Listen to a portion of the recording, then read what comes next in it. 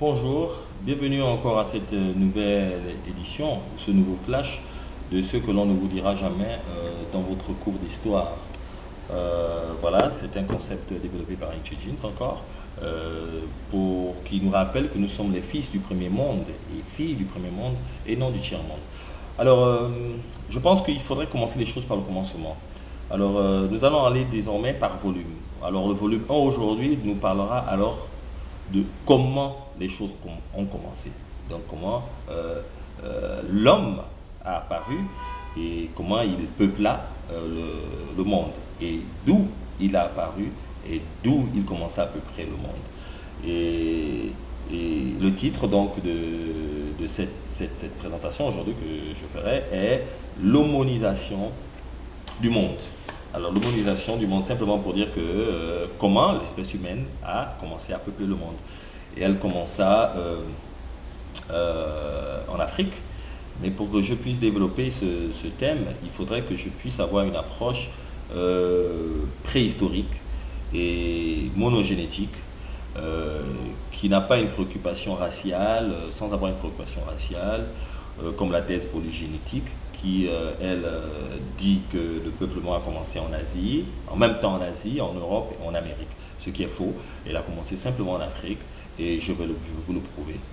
Alors maintenant, nous allons essayer il faut savoir que le processus réel d'homonisation s'est fait par l'Afrique et le premier homme à peupler l'Europe était l'homme de Grimaldi. Ok. Mais avant que nous n'arrivions à l'homme de Grimaldi, il faut comprendre beaucoup de choses. Hein. Il faudrait qu'on fasse un récapitulatif de cette homonisation du monde, sans motivation psychologique encore, je reviens à cela, mais scientifique, avec un appui de résultats de recherche de très grands savants. Vous avez Cheikh Anta Diop, qui sont des grands archéologues, anthropologues, linguistes, historiens, donc ce sont des scientifiques de renom, Théophile Obenga, Cheikh Anta Diop et Monsieur Darwin. Alors, pour bien expliquer ce phénomène d'homonisation, il faut aller donc dès le départ en faisant comprendre aux gens qu'avant d'être l'homme que nous sommes aujourd'hui, il a fallu que nous passions par des étapes, des différents spécimens d'hommes. Je vais parler de manière imagée. Et ces différents spécimens d'hommes avant l'homme d'aujourd'hui, vous avez eu donc d'abord l'australopithèque, vous avez eu l'Homo habilis, vous avez eu l'Homo erectus, vous avez eu l'homme de Néandertal, vous avez eu l'homme de Grimaldi, vous avez eu l'Homo sapiens. Alors, il faudra bien comprendre que parmi ces six spécimens d'hommes, il y en a eu qui ont pu que rester en Afrique et d'autres qui ont pu sortir. Donc, les trois premiers que j'ai cités auparavant n'ont pas pu être bien formés, n'étaient pas prêts à pouvoir conquérir le reste du monde, donc l'Australopithèque et l'Homo habilis. Et le deuxième groupe était un peu plus robuste et commençait à avoir quelques habilités. Ils sont sortis d'Afrique, donc l'Homo erectus, l'Homo sapiens et l'Homo sapiens sapiens. Le quatrième, le cinquième, eux, ils ont disparu. Et après, il y a eu le sixième groupe qui est donc l'Homo sapiens qui est d'aujourd'hui. Et il est intéressant de savoir que c'est l'homme de Grimaldi encore, l'homme noir qui quitta l'Afrique, l'homme de Grimaldi, qui peupla l'Europe parce que pendant cette période, il y a eu la glaciation. Et à cause de cette glaciation, donc il a été obligé d'être dans les caves. Et donc c'est pour ça que vous allez entendre souvent caveman ou bien l'homme de Cro-Magnon. Il a fallu qu'il se cache dans les caves pour pouvoir lutter contre la glaciation. Et ça s'est passé au moins pendant 20 000 ans, hein, cette transformation. Et ça a donné ce que ça donne aujourd'hui, l'homme blanc.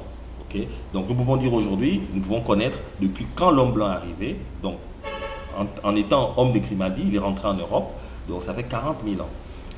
Okay. Ça fait donc l'homme blanc a disons 40 000 ans. Et le phénomène de race, il faudrait bien savoir que c'est un phénomène géographique. C'est simplement cet homme de Grimaldi qui est arrivé en Europe Donc cet homme noir de Grimadi qui arrive en Europe est dû aux différents mouvements climatiques et tout ça qui étaient tellement rudes. Il a dû s'adapter pendant ces différentes années, hein, donc des 20 000 ans au moins.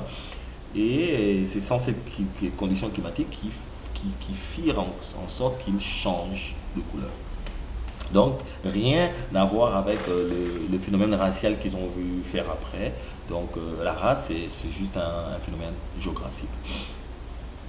Et au niveau de l'Afrique, l'homme noir a pu peupler le reste du monde parce qu'il a fallu que l'homme, le premier homme qui soit créé, soit couvert de bonne concentration de mélanine parce qu'il y avait beaucoup de décharges d'ultraviolets.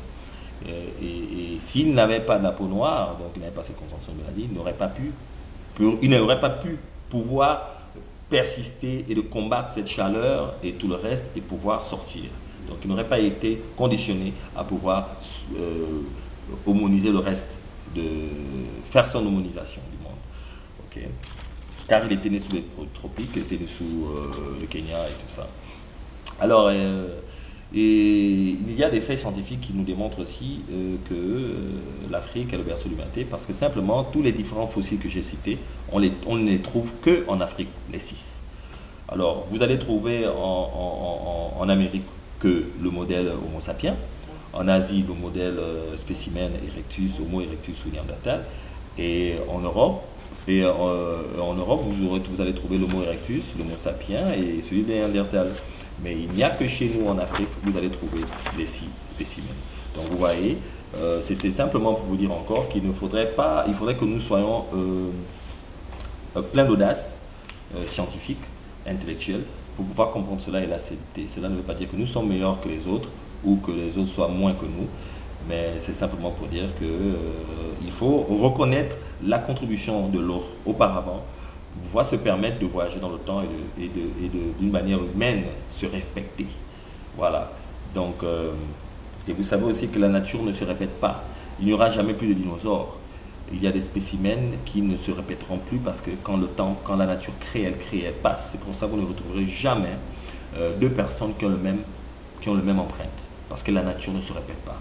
C'est pour ça que vous n'entendrez jamais le même nombre de vagues venir de manière répétitive de la même manière quand vous allez à la plage. Vous ne verrez jamais les mêmes gouttes tomber sur le sol à la même place. Jamais. Parce que la nature ne se répète pas. Et c'est la même chose qui s'applique chez les hommes.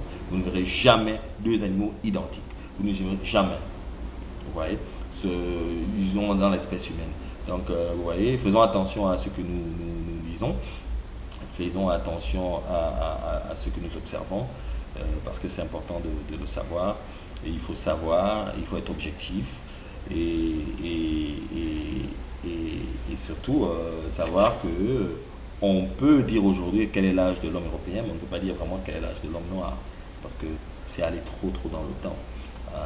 On va dépasser les 400 000 ans et tout le reste. Vous pensez, vous, franchement, que l'espèce humaine aujourd'hui n'a que 2000 ans? Parce que si on doit compter, aujourd'hui on est en 2010. Vous croyez que l'espèce humaine ou l'homme aujourd'hui n'a que 2010 ans? Non. Donc, il faut vous poser des questions souvent. Hein? Parce que quand on parle de B, C, AD et CD, tout ça, c'est des manières très eurocentriques pour vous embrouiller. Et encore même, ils s'embrouillent encore même, parce qu'après, quand vous prenez du temps, vous dites, mais il y avait A, B, C, AD. Et aujourd'hui, ça revient à 0. Et puis on reprend à 0, on est maintenant à 2000 ans. Et toutes ces autres années sont allées où? Posez-vous des questions par moment. Alors c'était encore ce qu'on ne vous dira jamais dans votre livre d'histoire, programme soutenu par Inch'Histoire.